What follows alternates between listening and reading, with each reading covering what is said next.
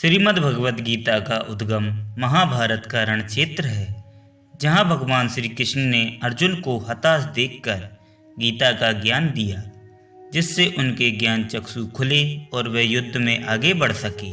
भगवद गीता में 18 अध्याय और 700 श्लोक हैं, जिसमें आज के वर्तमान जीवन जीने का पूरा सार छुपा हुआ है।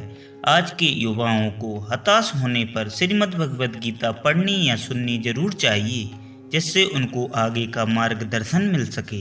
इस वीडियो में हम श्रीमद् भगवद गीता की उन 18 बातों पर प्रकाश डालेंगे जो हमारे जीवन में रोज काम आती हैं। सुख और आनंद मनुष्य के भीतर ही निवास करते हैं, परंतु मनुष्य उसे स्त्री में, घर में और भारी सुख प्राप्ति के लिए ढूंढ रहा है।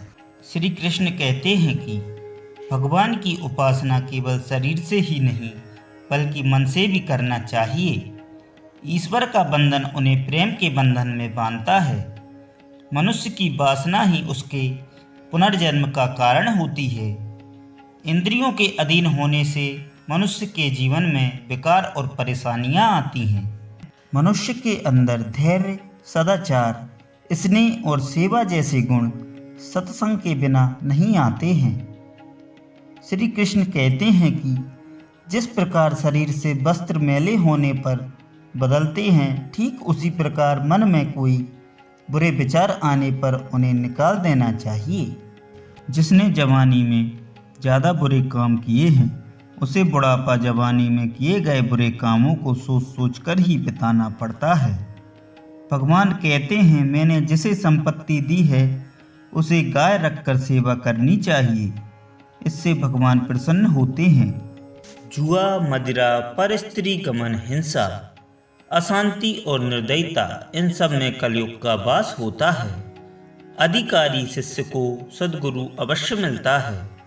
भगवान श्री कृष्ण कहते हैं कि मनुष्य को अपने मन को बार बार समझाने की कोशिश करनी चाहिए। ईश्वर के सिवाय कोई उसका नहीं है। साथ ही यह विचार करना चाहिए कि इस संसार में उसका साथ देने वाला कोई नहीं। भोग में तनिक सुख प्राप्त होता है, उसके त्याग में स्थायी आनंद है। कृष्ण कहते हैं कि सत्संग ईश्वर की कृपा से मिलता है, परंतु कुसंगति में पड़ना मनुष्य के अपने ही विचारों का कारण होता है। किसी से अधिक लगाव, लोभ और मोह माया पाप के माता और पिता कहे जाते हैं। लोभ पाप का पिता ही है। श्री कृष्ण कहते हैं, स्त्री का धर्म है कि रोज तुलसी और पार्वती का पूजन करे, इससे उनके घर में सुख और समृद्धि बनी रहती है। मनुष्य को अपने मन और बुद्धि पर विश्वास नहीं करना चाहिए, क्योंकि ये बार बार मनुष्य को धोखा देती हैं और खुद को निर्दोष मानना बहुत बड़ा दोष है। यदि पति पत्नी अपना जीवन पवित्र बिताएं तो भगवान पुत्र रूप में उनके घर आने की इच्छा रखते हैं।